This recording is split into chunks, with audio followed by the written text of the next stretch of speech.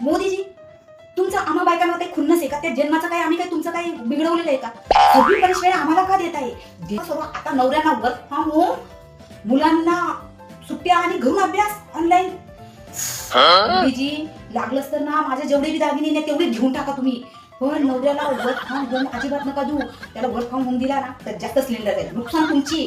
काय देऊ आम्ही त्या नुकसानी तेवढं जगतो, पण नुकसान तुमची जास्त आहे. कसं नवऱ्याला वर्क फ्रॉम होम दिला मग त्याला टायमाला तर त्याला टेन्शन आलं, त्याला ऑफिसचं टेन्शन, चहा कर. त्याला काही टेन्शन आहे, चहा कर. त्याला नीट जमलं नाही, चहा कर. असा चहा करत करत करत दिवसातून 10-15 चहा होतो. मग ते सिलेंडर जास्त लागेल. मग चहा सोबत मी 4 वाजता थोडं नाश्ता दे, थोडीशी भजी कर, थोडंसं चटणी, थोडं हे कर. हे करत करत ना जो मला 1 महिना सिलेंडर मी कसा वापरते ना तो मला फक्त 20 दिवस जाईल. आणि तुम्ही काय बोलता 21 दिन सिलेंडर मी दिला, मग मला तो 15-20 दिवस सिलेंडर देईल. मग मी काय करायला पाहिजे?